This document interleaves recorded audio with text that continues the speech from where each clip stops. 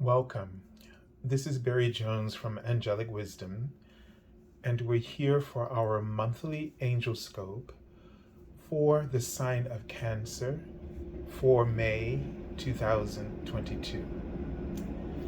So, before we begin, I'd just like to welcome everyone back to this series this month, and to anyone who's also new to our community and this channel.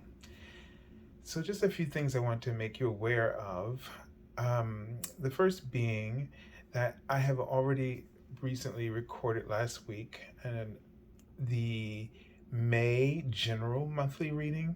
So if you haven't been able to see that or watch that yet, there's a link below this video in the description area so that you can view that and kind of get that general information for the month to go along with your Angelscope. And then also, the other announcement I want to make as well is that if you're looking for an angel reading, you can sign up for a reading with me at theangelschool.com/services, and that link is also below. And you will, for this year, since it's my 10th anniversary year on YouTube, I'm offering my first time promotional offer, angel reading, all year long, and it's unlimited to anyone who would like to have a reading. And I've also begun a new Instagram page for the Angel School, but it's called Angelic Wisdom 444. And I think I put a link below as well to the video. And let's see, the last bit of info, I will be resuming the daily card messages pretty soon, so you can keep a lookout for that as well. And just to go over the format here, the card in the center will be a message from the Archangel that you'll be working with this month. And then the cards on the left and the right are from the Major Arcana and the Minor Arcana, one highlighting the larger lessons or the bigger picture theme of the month. And then the message from your guardian angel about how you can work with that energy in this month, or how it might be presented to you in this month, and the advice about how to work with it. All right, so let's take a deep breath.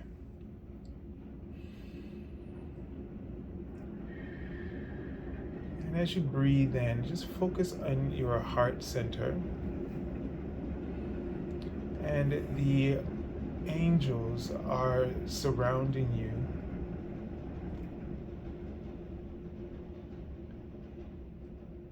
And just feel their presence and their love. Now, for some reason, right off the bat, I'm seeing Archangel, and so I'm going to go ahead and look at that card. And then I saw the word sugar. So Cancer, there may be something that you might want to be aware of in terms of your diet. And I don't know why I'm seeing this symbol, but I'm seeing sort of a spaceship. So like sort of the traditional one. Although it could be the planet Saturn, but it looked more like a spaceship to me. But there might be a little connection there. But the idea is, it felt like that this might be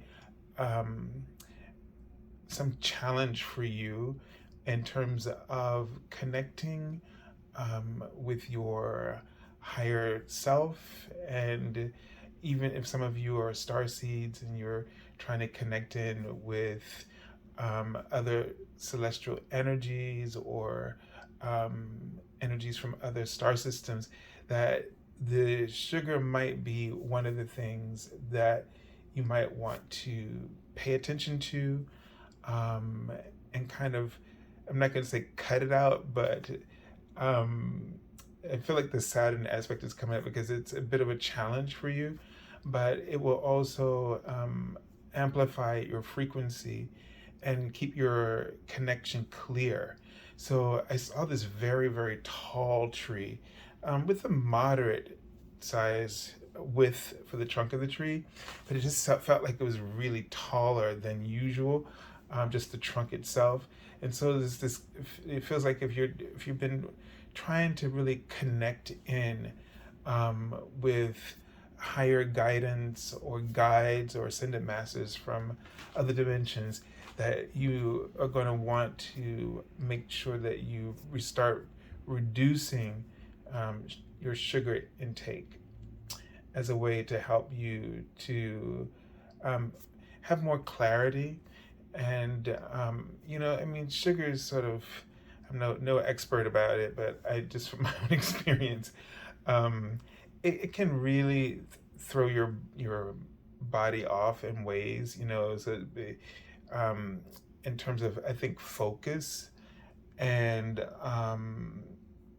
just personal clarity, the ability to really feel grounded and to feel have a clear mind and a clear they're writing clear heart mind communication. So you really want to just be aware of that, okay?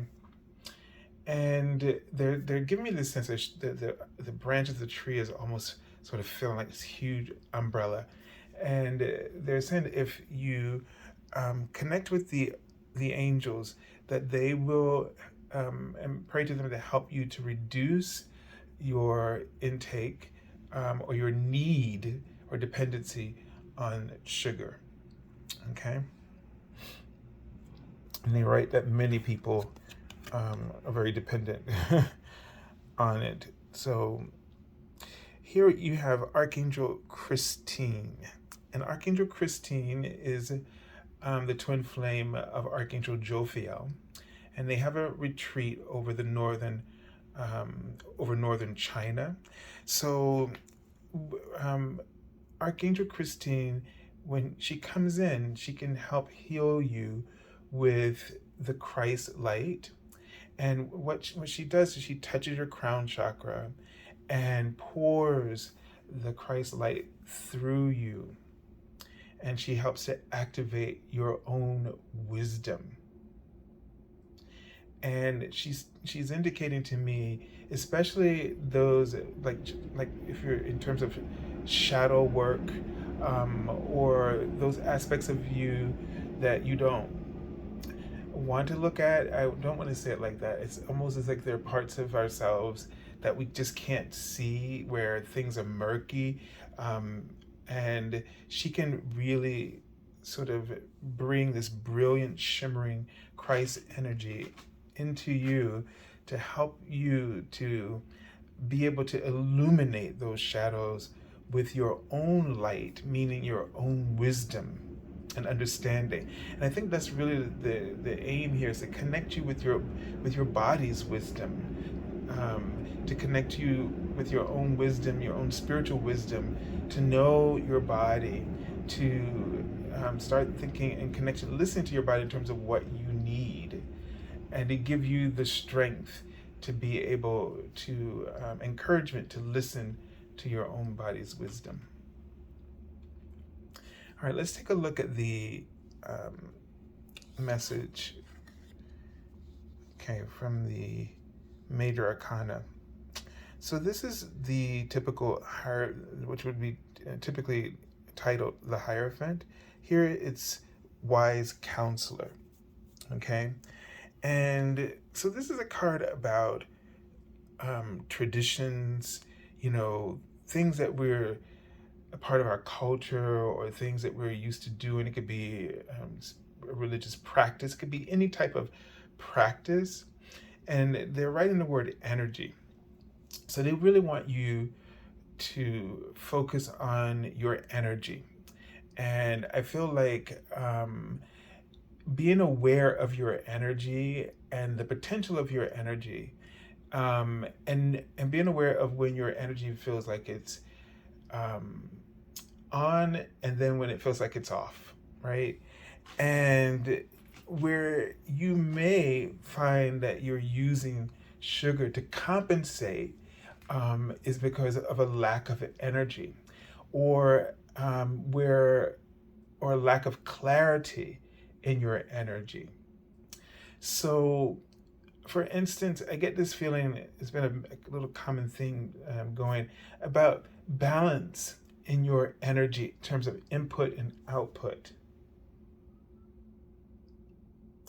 And if you were to balance, and usually with cancers, it's sort of your caretakers, right? So your output is where you tend to emphasize yourself, and input is where you turn to de-emphasize.